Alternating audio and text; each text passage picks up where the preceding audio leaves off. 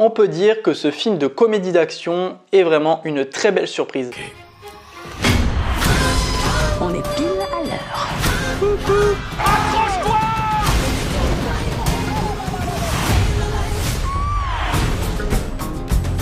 Hey, what's up YouTube, j'espère que vous allez bien. On se retrouve aujourd'hui pour une toute nouvelle critique. Nous allons parler du film Bullet Train. Bullet Train est un film d'action comédie sorti le 3 août 2022 et réalisé par David Leitch et qui est l'adaptation du roman policier de l'auteur japonais Kotaro Isaka. 5 tueurs à gages se retrouvent dans un train à grande vitesse voyageant entre Tokyo et Morioka et ne faisant que très peu d'arrêts.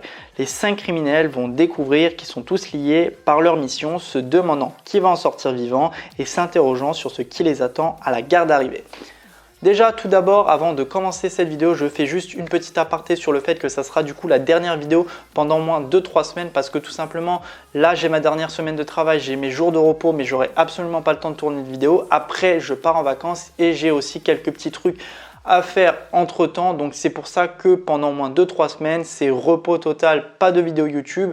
Donc voilà, je préférais vous prévenir pour pas que vous vous disiez pourquoi il n'y a plus de vidéo. Au moins c'est clair, je reviendrai du coup à peu près vers la fin du mois d'août avec une nouvelle critique. Je sais qu'en ce moment il y a pas mal de critiques, mais comme je vous avais dit que je reviendrai avec beaucoup de critiques au niveau du cinéma, et en tout cas c'est ce que je suis en train de faire et j'essaye de voir un maximum de films entre temps et essayer de vous faire du coup ces fameuses critiques. Donc voilà, fin de l'aparté.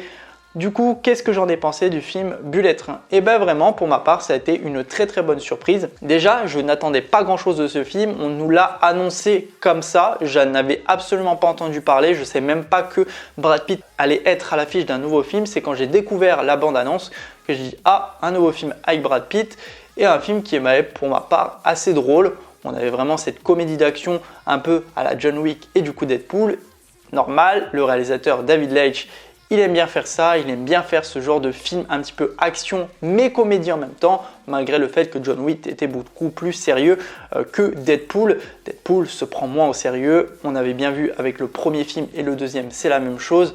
On a vraiment ces phases de combat plus cet humour qui ne prend pas le film du tout au sérieux et qui casse littéralement tous les clichés. Et avec ce film, c'est la même chose. Et là, c'est extrêmement bizarre parce que du coup, de voir Brad Pitt dans un film de ce type, on voit qu'il s'éclate. Vraiment, il a son rôle vraiment qui prend à cœur, qui vraiment est extrêmement hilarant et vraiment ça passe plutôt bien. Brad Pitt dans ce genre de rôle, et ça fait quelque chose de plutôt correct et moi j'ai vraiment apprécié. Sachant qu'en plus, du coup c'est bien, c'est que le film n'a pas développé que Brad Pitt alias la coccinelle, parce que c'est son nom de code dans le film, son nom de tueur à gages on va dire.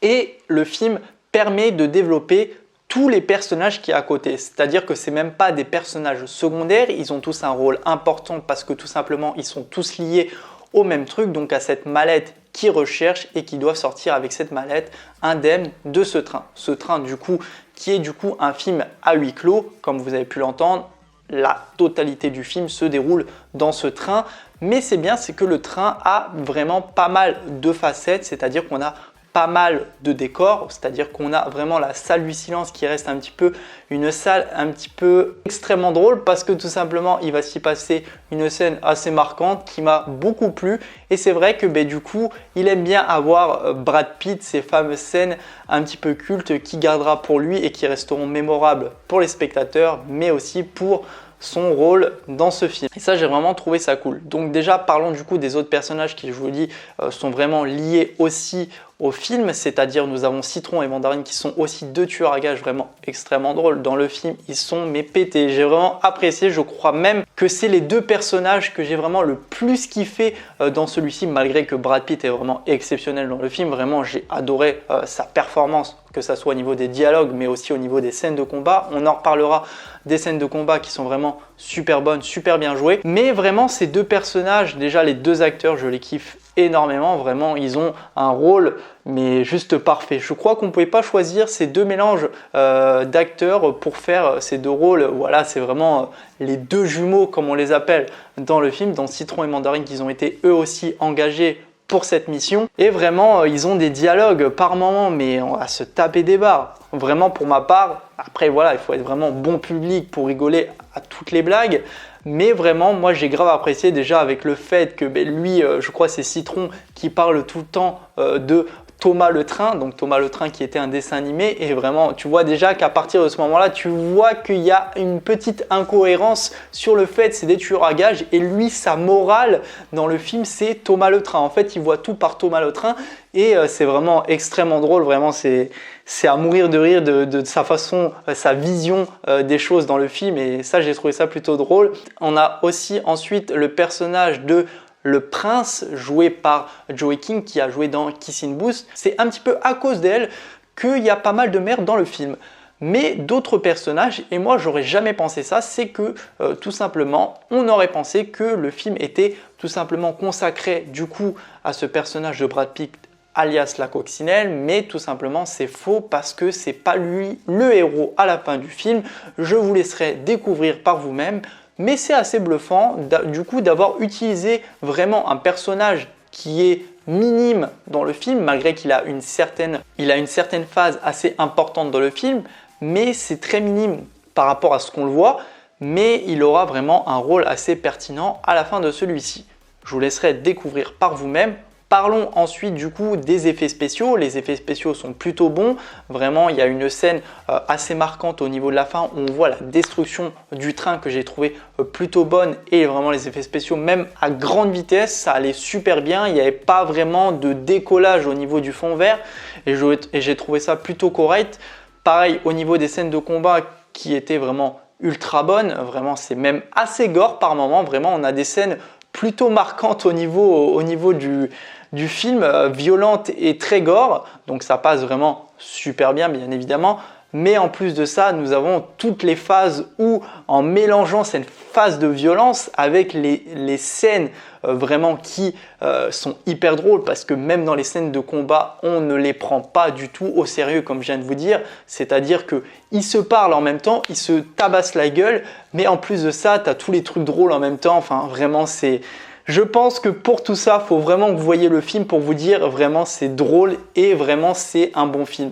En plus de ça, on veut casser vraiment tous les clichés japonais, kawaii et même des yakuza. Vraiment dans le film, c'est vraiment pour péter du japonais, mais on le fait bien. On ne va pas le faire pour vraiment le détruire. On le fait vraiment pour en rigoler, pour que ça soit drôle et vraiment ça passe bien quoi. Pour ma part, vraiment les 2 heures de film, je les ai absolument pas vu passer. C'est passé vraiment super vite. 2 heures de film où ça bouge énormément. On a vraiment quelques petits passages où c'est un petit peu plus lent, où il y a beaucoup de dialogue, mais vraiment ça passe bien. C'est vraiment ces petits temps de passage qui sont un petit peu plus ralentis sur le film, mais entre autres par la suite nous avons des scènes où ça canarde, où ça va vite, où on nous explique pas mal de choses, parce que dans le film on a énormément de flashbacks, et les flashbacks ils servent énormément à l'histoire, c'est-à-dire pour déjà comprendre tous les personnages qui sont dans le train, mais en plus de ça, ça nous permet de bien ficeler l'histoire pour que nous, spectateurs, soit simple à regarder et qu'on ne soit pas perdu dans le film. Et pareil aussi également les musiques du film. Je crois que c'est la première fois que je vois autant de musique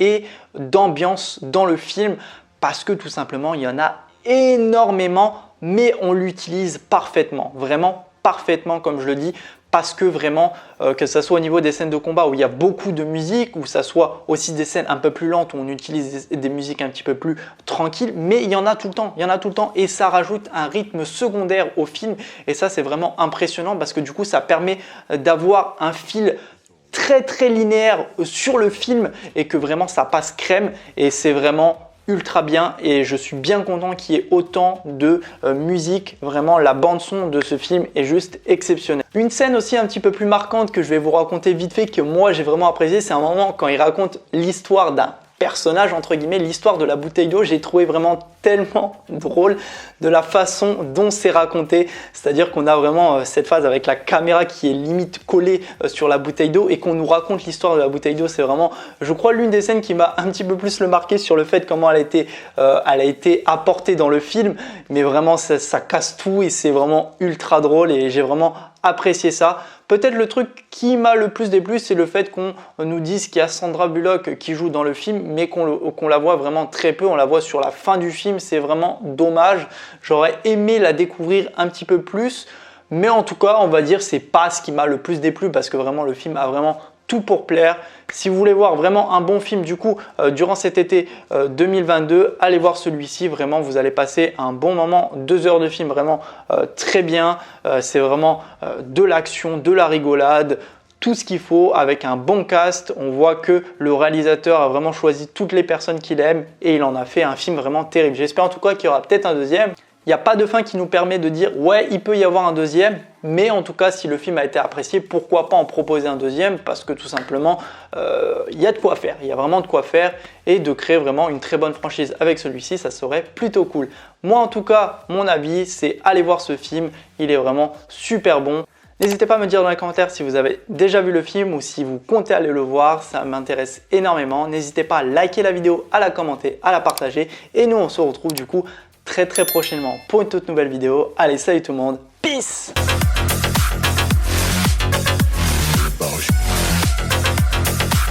It's all about